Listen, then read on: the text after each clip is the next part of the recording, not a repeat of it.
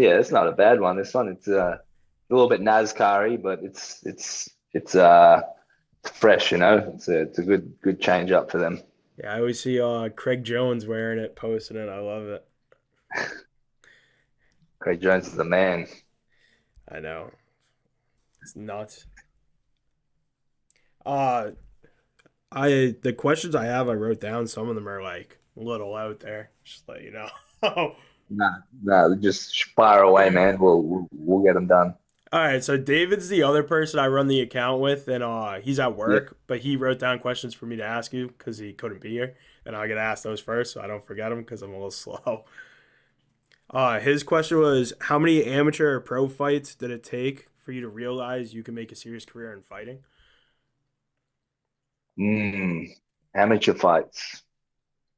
Probably didn't happen in the amateurs. I think I had five amateur fights, five or six. I just For watched the your profession. fight with Blair. I forget his last name, and Oh, Eternal MMA. It yeah, was a good fight.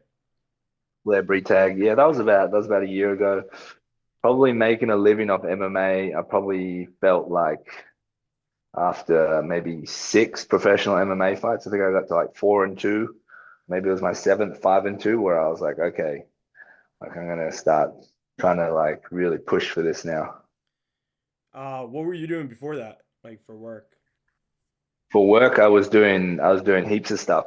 Sometimes I was holding down two jobs at a time. Like I was I was doing some landscaping, just working for a gardening business. I was doing some training people like one-on-one with some boxing, or like in a gym just as a trainer running like CrossFit classes. I did a little bit of painting as well, like painting houses. I also did. I was cleaning toilets at one stage, cleaning Oh showers and shit! toilets. I Yeah, could yeah, do yeah, that. yeah. Uh, And I did was at you? uni as well for That's the first few like professional fights as well. I was also going to university full time. for what degree? I did a sport and exercise management degree. Okay, I'm last semester now for psychology and sports medicine science. Nice, nice. Yeah, that was the second year. And then yeah, I have some questions about Dana White Contender Series because clearly you were there twice. I'm Yeah.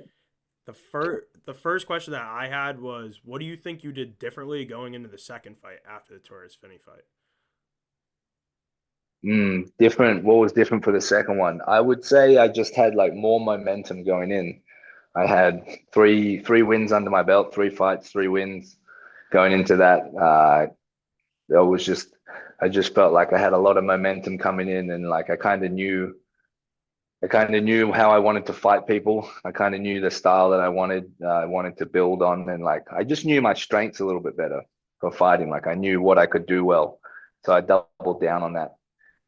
Whereas compared to the first time that I went in, I hadn't fought in about a year, maybe a year and a half. So it was a little bit. It was not hard to get going in training camp, but it was like it's kind of like hard to remember how what a fight feels like. Oh It yeah, was definitely. hard to remember what it was like to get punched in the face, how it feels to hit someone, how it feels like getting the walkout. Just everything was. It just felt a little bit newer again. Now, Torres Finney finally, I mean, got into the UFC. Do you want to avenge that loss and maybe see him down the line, ideally, or are you over it and you're Yeah. on the bigger No. vision in the rankings?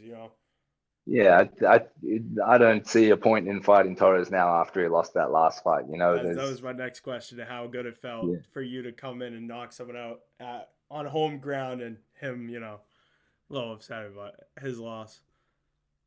I do like to see guys who've beat me do well, because then it shows me that it's not, I don't suck when Yeah, you see a I guy who beat understand me. that Yeah. perspective too. Definitely. I mean, I was I watched Torres Finney's all three his Dana White Contender Series fights. I was shocked about the fight in Australia, but I mean, I was more excited for you.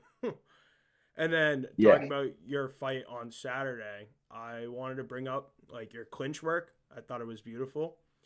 And when you threw the switch knee, like you went up with one and swapped, was that like pre-planned? Did you practice that a lot in camp? All the clinch work? I did. I picked that one up from Navajo Sterling, one of my teammates. I know He Navajo, yeah. Yeah, he's really good in the clinch. Like he dominates the clinch quite well, and he was just telling me like, hey man, if you get into the clinch with a guy and like in MMA they'll go like this and they'll block that first knee. He's like, bro, you throw that switch knee and they'll go like that, and they might try to catch that knee or they might like move their hands after they see that first knee coming, and that second one just comes up fast and just hits them. And he showed me one of his fights where he did it, and I was like, bet, like I'm gonna do that. So yeah, I was working on that for a while. He probably showed me that maybe like a year ago, and I've been working on it since. He is a fight soon, yeah. I forget. He is His fighting name's on the Israel Fifer card. oh god, I hope Izzy wins. I have his So figure, do yeah. I. Same with So do I. Brando's your teammate too, right? The Bulk and Bear. Yep, yeah. He's one of the teammates. Your camp is the gyms. It's always been amazing, but I mean, a lot of new faces compared to Izzy Volk. Yeah. The us next guys coming through who are already in the UFC, like we're it's quite deep. There's a few of us, and like even underneath us, the next generation coming through, there's like quite a lot of guys as well. A little bit smaller, slightly smaller weight classes, but I'm excited to see these guys get in the UFC and just clean up. I know. Do you train with Aaron Tao? That's his name, right? I'm like, Yeah. He's on the mats with us. He trains with us and stuff. I mean, I don't directly use him as a training oh partner yeah, because he's a you're like flyer. fucking 10 feet Yeah, taller than him. Me too. I'm like the same height as him, which is funny, but I got what 100 pounds on him. maybe now he might be the same weight as him. Oh, I doubt it. Yeah, nah, I'm heavy.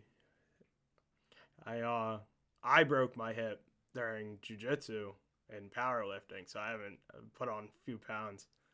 Damn, broke your hip. That's crazy. Yeah, it's I'm getting it replaced, and I'm getting the same surgery Sean O'Malley got with the labrums. They're redoing them Yeah, all, but not a big deal. I mean, still lifting. Just can't roll around too much. Thing pops out. I have to pop it back in. yeah. People get a little grossed out. What is your ideal like first ranked match and like a path to the title? If that, I know like some fighters care a lot about the title and some just care to like make a name. So I'm curious where you are in that perspective of like getting to the belt. Ideal path to the belt. Obviously, I do care about winning the belt. Oh yeah, That's the goal. Because I mean, if you're not trying to win the belt, then you're not going to be training 100%. You're not going to be, you're going to get seriously hurt in this sport if you're just going out there just to make a name for yourself. You got to be eyes on the top prize. Like you can't be going into these fights like half cooked in a training camp and stuff like that. You got to be going in 100%. But ideally, the path to the belt, man, I'm going to be honest. I don't know who's in the top 15. I was just I know, looking at like, it. I wrote it down because okay, who we got? I was very curious. Here, wait, let me pull it up. I was curious because I saw something people were doing a gauntlet, and I was gonna ask you, but I'm not. I don't know. I kept trying to set it up, and I kept fucking it up, and I was like, never mind. I was like, I'll just ask this question. So the bottom is clearly Joe Pfeiffer, Bruno Ferreira, RoboCop, Paulo Costa, Roman DeLuce, Jared Cannonier, Robert Whitaker, RDR, Cal. I always say his name wrong. Izzy, Brandon Allen, Fluffy, Sean, and then I mean top three. Oh, well, first off the rank, man, give me someone like Bruno Ferreira or Roman Delice. Like those are really good guys, man. But I see I've watched their fights and seen a few things that I reckon I could do to them. So I reckon I could jump in with those guys. I'd love after that Jared Cannonier. He's fought for the title. What's better than that? Like going out there and beating a vet like that. He's an That old would be old dog. That definitely. would be outstanding. Like getting that scalp hit, that would be a good one. Like obviously my gym has fought him before. Izzy's fought him, so we've got the reads on him. We've got the breakdown. So that would be a pretty straightforward camp. And then, oh, Sean Strickland, I'll get that one back for Izzy. Yeah, I'm not a huge Sean Strickland fan, but I get why people are. I think I'm going to that fight at the end of the month, Fluffy versus him. I think I'm flying out to Houston. Yeah, Um, awesome. Now down the line, like reading the rankings, I didn't even realize how many people around you there are. If Izzy, like, clearly you're fresh in your career, so there is a longer path, and Izzy's not towards the end of it, but he's definitely been around a while. If he didn't retire by the time you hit the rankings, could you ever see you fighting a friend? Because I see Koguchi calling out Pantoja every day, and of Uh, course friends have fought. Would you ever do it, or would you be like, no, I'm all set? nah, nah. There's no need to do that, man. I've fought friends before, and it is terrible. It is the worst. No, there's no way I could fight. I could fight one of my friends. I've done it before in kickboxing, and it I was a couldn't shit time. couldn't imagine because I feel like I'd have to pull a punch. Like I'd feel bad after every hit. I'd be like, dude, I'm so sorry. I'd actually love to see you versus Roman Dolidze. I think that'd be an amazing fight. Hmm. I think he's fighting Bruno soon. It was rumored because Paulo Costa is actually going to light heavyweight. I just saw that and win for his, Okay. Yeah, which is yeah. crazy. That's going to open up the division a little bit more. That would be good. Yeah, there's like two, three people leaving because MVP keeps bouncing around, so I don't know where he's fighting at. But now you think, like down the line, if you ever fought Kamzat, you could keep it standing and like it would be fun. I feel like me personally, like fights like that or going into a fight like that, even when I'm my background, like all I do is grapple. Even I like wouldn't have that much fun just fucking wrestling. I reckon I could. If he takes me down, I reckon we have a battle on the ground, man. Like I've got some sick jujitsu. I know I saw Jujitsu, your but armbar yeah. against Blair. I know you didn't like you got the submission later, but I thought it was beautiful. Yeah, I think like I rate my close guard pretty good and like working off my back. Like I've done gi jiu-jitsu for like the last 12 years. I do gi jiu-jitsu every week and I do jiu-jitsu every day. Like I rate my ground game pretty good. So I mean, maybe I can't get back up to the feet, but if we're on the ground, man, he's got to be careful. I might slap a choke on him or something, or I don't sweep him know and get that. on top. Now, do you think I do a lot of gi jujitsu more than no gi? Do you think it like goes into MMA more? I know Kevin Holland's talked about it a lot, how he likes gi more, but his coaches didn't want him to like continue to do it as much as no gi because clearly, I mean, there's more to grab onto in gi, and you're not grabbing on that much, and when you're shirtless, you know. Yeah, I think as you get closer to a fight, you don't need the gi, but like outside of a training camp, I think you should be doing gi jiu-jitsu for sure because it just like eliminates all athleticism, all strength, all power. It evens the playing field out, and it really becomes like a chess match. Like I got I got black belts that I roll with who are 60 kilos, 70 kilos, like they're 155 pounds, 145, 135 pounds, and they're holding me down. Like they're using technique.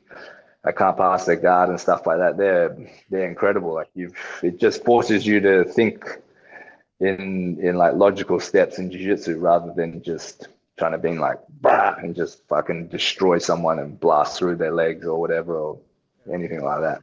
That was a huge change for me going from I wrestled at 195 pounds and all I did was blast doubles and ankle picks. I mean, I was a big boy. And then when I got to jujitsu, uh, I mean, I'm out in Boston, so it's a little different. The gym, but the coach just yelled at me every day. He's like, "You don't need all the power. You don't need to get up. It's like technique is key." He's like, "Listen to what I'm telling you, like every day." Until I finally was like, "Yeah, maybe I'm not gonna run through someone that actually knows how to hold me down." Um, Now, how does it make you feel knowing that you paid a lot of people's rent on Saturday? That's what I love to hear. I love hearing that. I love it when the boys make money off me. I love it when guys can, they can go and feed themselves nice and comfortably for the next few weeks. It's that warms my heart to hear that. I love Man, that. you bought me a boatload of nicotine. I want you to know that. Like enough lip pillows to last me. Well, I mean, me personally, probably like a couple days, but a normal person, like a few months. Oh, geez, nice, nice. Yeah. Do you use nicotine or like go out? I know some funny. I was just talking to Billy. I forget his last name, but he told me he doesn't drink. But I know like you have a few beers after your win. I did. I did have a few beers after this one. Not as many after the Petrosky fight, but Yeah, that was after this fight, amazing. I had a few beers. But the nicotine, I actually use nicotine sometimes before a workout in the afternoon. So instead of ingesting a shitload of caffeine, I'll have a bit of nicotine just to like get the brain firing a little bit faster Clear the and just mind. kind of Yeah, like, people like to yeah, tell me I lie when I say that, but I mean I study it. There's dopamine boost in nicotine. Me and Nicholas Moda talk about Zens fucking every day because he can't use them because he broke his jaw, and I didn't realize how deep nicotine goes. I mean, I've had millions of different things, but I just told him I'd fly him out on nasal spray. You know, you can put it in your nose and shoot up nicotine like a Zen, like a man. cigarette hit.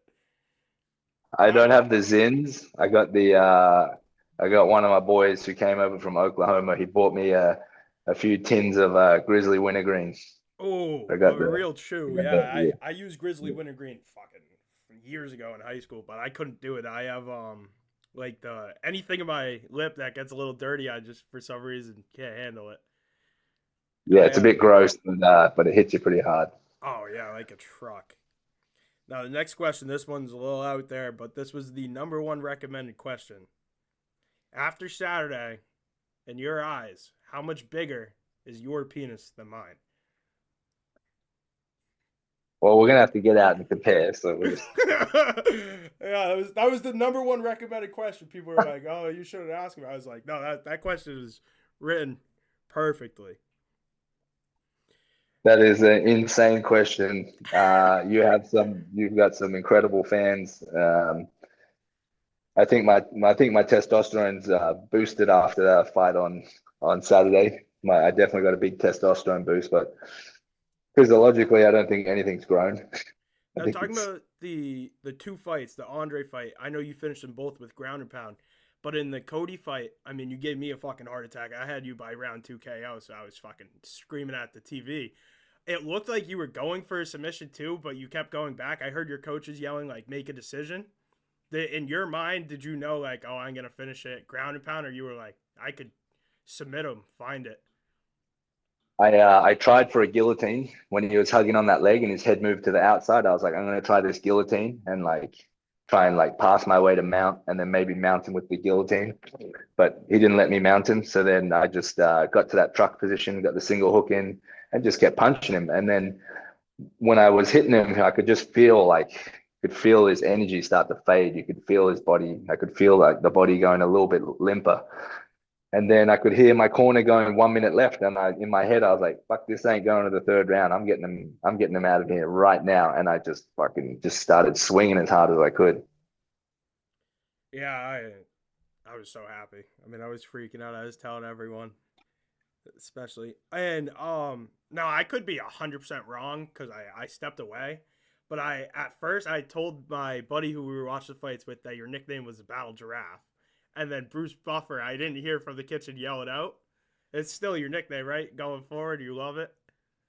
Yeah, it is. I thought they were going to announce me as that because the UFC usually ask you like before your fight, like a few days before, they give you like a piece of paper and you fill out like where you're from and all that stuff.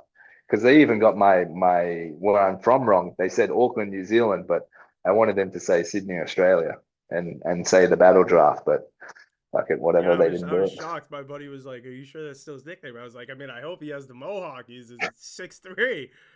Um, has anyone ever told you? I mean, the battle giraffe, customizing your character, you should get a fucking massive giraffe tattoo. Got a bunch of tattoos going like Dan Hooker. Man, if I got a tattoo of a giraffe here, I need to get the same one saying "I love mum" on the other side. Otherwise, Yeah, I'm my gonna get dad was otherwise like, I'm gonna get stabbed when I go home. I have a lot of tattoos. I have a piggy tattoo on my calf. This is childhood nickname. Yeah, so it's funny.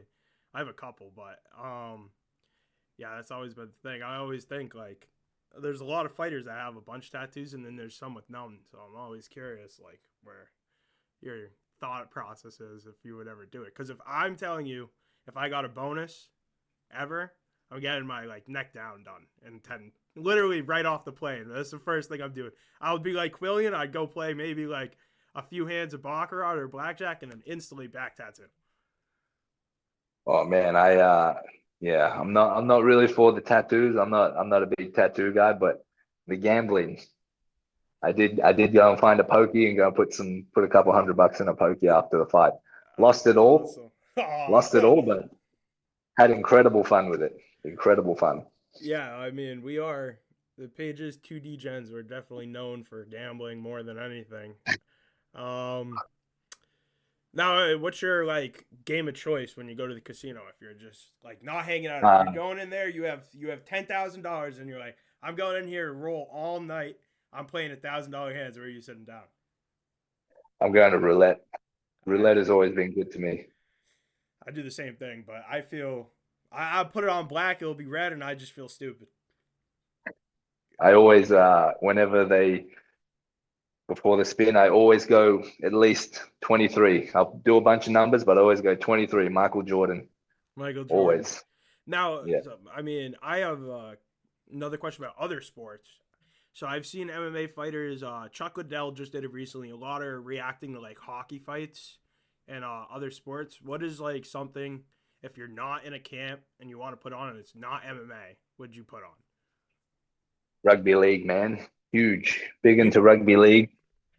you guys It's have a big, Aussie rules too, yeah. I try to figure it out like yeah, last year. There's too many yeah. people on the field. Aussie rules, cricket. It's, in Australia, in the summertime, cricket. Australia always plays a tour of cricket, and it's just like you just put it on, and it's on the TV all the time. You go to a pub, it's on. You're at home, it's on. It's on the radio. People listen to it on the radio. You go to your nan's house, she just has it playing in the background. Cricket's always on. I didn't realize how big it was there. I've seen like because I know you guys. What is it? The Melbourne. I just had it on. I stay up all night, so I gamble on random shit. So I see the cricket stuff here and there. I didn't The realize that. tennis? Were you looking at the tennis? I watch a lot of tennis personally, like the Aussie Open, like all of that. I watch Yeah, it around the clock. It's weird. Growing up, I only watched MMA with my grandfather every day. I trained every day, and then we'd watch tennis, nothing else. I'd throw on hockey here and there. I mean, I'm in Boston. There's the Bruins and stuff, but never anything else. Always MMA, tennis, which is a weird mix, but I mean, it's all we there's a do. weird mix. Yeah, It's all every summer we'll like set up TVs and I'll watch like tennis with my whole family, and then that night we'll do the same thing and just watch UFC, or even like I'll watch some other promotions, but not as much. Nothing's like the UFC. nothing's like the UFC. Nothing compares. Like we tried to watch the PFL heavyweight tournament, and the lights went off, and they couldn't get them back on. I was like, yeah, no, I'm done. I can't watch it. Uh, Now it's not a promo, but your like after fight speeches, all of that. You talked about like the WWE. I want to know who your favorite WWE superstar was when you were younger. John Cena. 100%. John Cena, hands 100%. I was the biggest diehard John Cena fan, man. I made like a belt out of cardboard. Had the T-shirt. Me and my buddy, we saw him 2006. I think it was SmackDown at the time came to Sydney. They did like a Road to WrestleMania tour around Australia. We went with his dad. We had like these seats that were basically touching the roof, and we were just like, we loved it though. We saw John Cena, we saw Kurt Angle, Randy Orton, Undertaker. Man, it was like one of the best days of my childhood. See, it's funny. My brother loved WWE. The only person I ever watched or loved was Rey Mysterio, and then I'd watch like college wrestling when I was that age, even at 6. That's all I put on. They had an idea where they wanted me to go, I guess. But yeah, he just retired right around here. How did you Yes, feel yes. about that? I thought people shitted all over the retirement, but man, he's such a company guy and like he's so devoted to the storyline and keeping it like kayfabe that he was willing to let another guy put over another guy so he could build the next generation of wrestler. Like people were like, oh, it wasn't a celebration for John Cena. He lost on his retirement. It's like, dude, like you got to understand, like he's a business guy. Like he doesn't give a fuck about winning. Like he wants the business to be built, like keep going after him. And to be honest, I think it was better that way because then it put like way more emphasis on like the post match retirement where like everyone came around the ring and stuff like that. People were clapping. He had like a good chance to just walk out real slow and say it's goodbye. And I thought it was a great retirement. Do you still watch it like regularly? You throw it on. It's on Netflix now, right? Oh man, Yeah, I watched like all the big numbered events like the Royal Rumble. WrestleMania is coming up. That's the stuff that I watch. It's hard to watch it every week sometimes.